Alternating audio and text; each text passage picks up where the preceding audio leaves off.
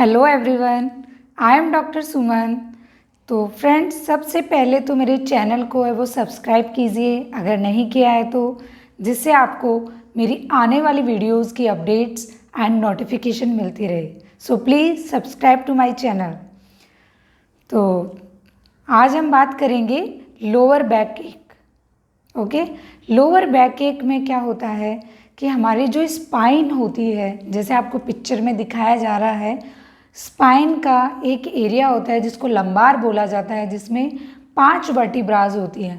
वो lumbar reason है वो मोस्टली अफेक्टेड हो जाता है, तो उसकी वजह से हमारे जो लोअर बैक पेन स्टार्ट हो जाता है। तो लंबार रीजन है वो सबसे ज़्यादा फ्लेक्सिबल होता है, उसमें सब डायरेक्शन में मूवमेंट होता है, जैसे फ्रंट में बेंडिंग, एक्सटेंशन, एक्सटेंड करना, साइड बेंडिंग एंड रोटेशन।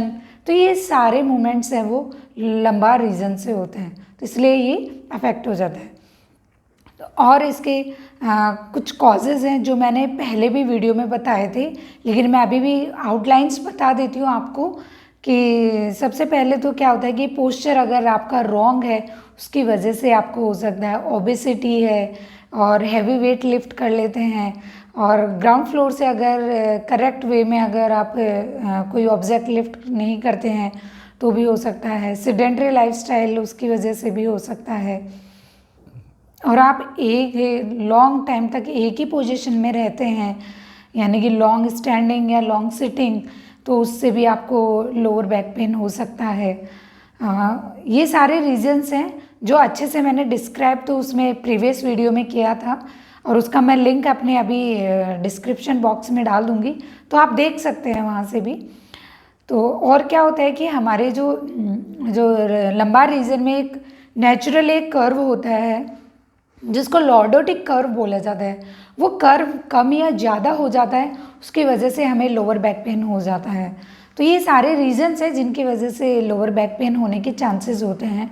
और फ्रेंड्स, एक बात और बता देती हूँ कि मैं ओनली लोअर बैक पेन के बारे में ही बात कर रही हूँ, उसी की एक्सरसाइजेज बताऊँगी। स्लिप डिस्क या सीआईटी का अगर किसी को प्रॉब्लम है तो उसके लिए मैं अलग से वीडियो बनाऊंगी। तो ये ओनली लोअर बैक पेन की प्रॉब्लम, ये जो लोअर बैक पेन होता है कंटिन्यूसली एवरी टाइम नहीं रहता, लेकिन आप सिटिंग से अगर स्टैंडिंग पोजीशन में आते हैं तो आपको पेन होता है, ये स्टैंडिंग से आप सिटिंग में आते हैं, सिटिंग से आपको लेटना होता है। तो ऐसे पोजीशन अगर आप चेंज करते हैं तो आपको ये पेन फील होता है। तो ये इसके लिए ही है। तो चलिए इसके लिए क्या क्या एक्सरसाइजेज करनी चाहिए उसके बारे में बात कर दें। तो देखते हैं कौन कौन सी एक्सरसाइजेज हैं। एक्सरसाइज भी 3 तरीके की है, पहले मैं बता देती हूँ कि स्ट्रेंथनिंग एक्सरसाइज, स्ट्रेचिंग और मोबिलिटी, 3 तरीके की एक्सरसाइजेज का कॉम्बिनेशन है इसमें। और स्ट्रेंथनिंग एक्सरसाइज इसलिए ज़रूरी है क्योंकि अगर वहाँ के आसपास के मसल्स में स्ट्रेंथ होगी तो आपको बार बार नहीं होगा ये प्रॉब्लम। अगर आप पोस्चर भी आपका रॉन्ग है तो जल्दी से आपकी मसल्स है वो टाइट अफेक्ट नहीं होगी। और मोबिलिटी इसलिए ज़रूरी है कि जब हमें बैक पेन होता है तो ऑटोमेटिकली हम कोई भी मूवमेंट करने से बचते हैं, तो धीरे धीरे क्या होता है कि हमारी बैक है वो स्टिफ हो जाती है। तो स्टिफनेस को कम करने के लिए मैं मोबिलिटी एक्सरसाइज बताऊंगी इसके अंदर, और स्ट्रेचिंग एक्सरसाइज इसलिए कि स्ट्रेचिंग एक्सरसाइज करने से क्या होगा कि हमारे जो मसल्स वगैरह टाइट हो जाते हैं उनको स्ट्रेच करेंगे तो वो स्ट्रेच करने से काफ़ी रिलैक्स होगा और टाइटनेस कम होगी। तो इसलिए हमें 3 तरीके की एक्सरसाइजेज हैं जो करनी चाहिए। तो चलो देखते हैं कौन कौन सी एक्सरसाइजेज हैं। सबसे फर्स्ट एक्सरसाइज है पेल्विक टिल्ट एक्सरसाइज। इसमें सीधा लेटना है एंड नीज को बेंड करना है, और हमें सांस रोक के, यानी एब्डोमिनल मसल्स टाइट होंगी, उसके साथ साथ पेल्विस को थोड़ा सा लिफ्ट करना है।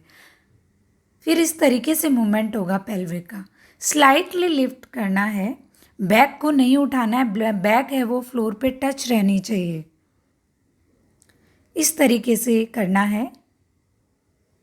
ये एब्डोमिनल मसल्स को स्ट्रेंथन करने के लिए है ये एक्सरसाइज। सेकेंड एक्सरसाइज आती है ब्रीजिंग एक्सरसाइज। ब्रीजिंग एक्सरसाइज में वही सीधा लेटना है, नीज़ को बेंड रखना है एंड हमें कमर को उठाना है। कमर हमें धीरे धीरे उठानी है, एकदम झटके से नहीं उठानी है। बिल्कुल स्लोली हम ऊपर लेके जाएंगे और स्लोली हम नीचे लेके आएंगे। इस तरीके से एक्सरसाइज करनी है। ये बैक मसल्स के लिए है। थर्ड एक्सरसाइज आती है नी टू चेस्ट। इसमें भी नीज़ को बेंड रखना है। एक नी को हैंड से ग्रिप करके चेस्ट की तरफ लेके जाना है।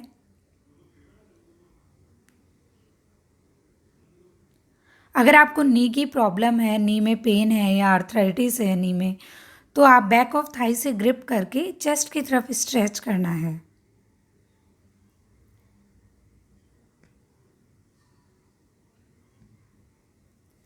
इसी तरीके से हम दूसरे लेग में भी करेंगे।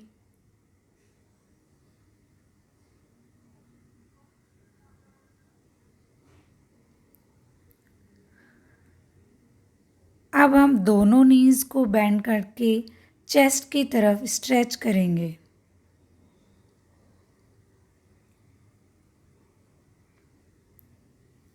वही आपको अगर नी में पेन है तो आप बैक ऑफ थाई से ग्रिप करके और चेस्ट की तरफ स्ट्रेच करेंगे। इससे आपको नी में पेन नहीं होगा और इजीली आप बैक की एक्सरसाइज कर सकते हैं।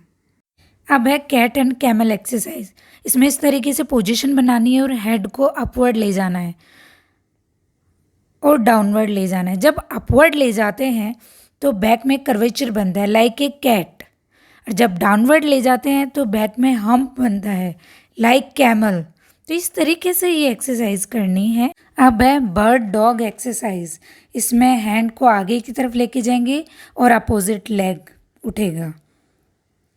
इसी तरीके से दूसरा हैंड एंड उसके अपोजिट लेग। ये एक्सरसाइज कोर मसल्स को स्ट्रेंथन के लिए। अब है हैमस्ट्रिंग स्ट्रेचिंग एक्सरसाइज। इसमें बैक ऑफ थाई से ग्रिप करके लेग को स्ट्रेट करेंगे, जिससे हमें बैक ऑफ थाई पे स्ट्रेचिंग फील होगी। जब स्ट्रेट करेंगे उसके साथ साथ फुट को अपनी तरफ खींचना है। इसी तरीके से हम दूसरे लेग में भी करेंगे। वही बैक ऑफ थाई से ग्रिप करके स्ट्रेट करेंगे और फुट को अपनी तरफ खींचेंगे।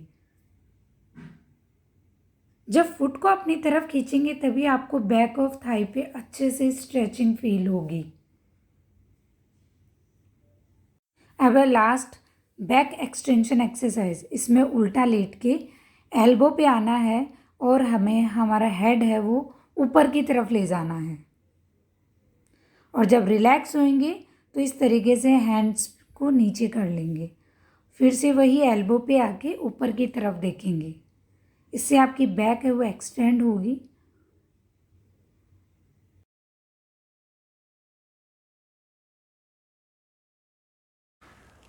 फ्रेंड्स, ये थी सारी एक्सरसाइजेज जैसा मैंने आपको बताया था, strengthening, stretching and mobility. Friends, अगर आपको इस वीडियो में कोई भी क्वेरी हो तो आप मुझे कमेंट करके पूछ सकते हैं। और अगर आपको ये वीडियो अच्छा लगा फ्रेंड्स तो इसे लाइक कीजिए, share and subscribe. And friends, keep watching.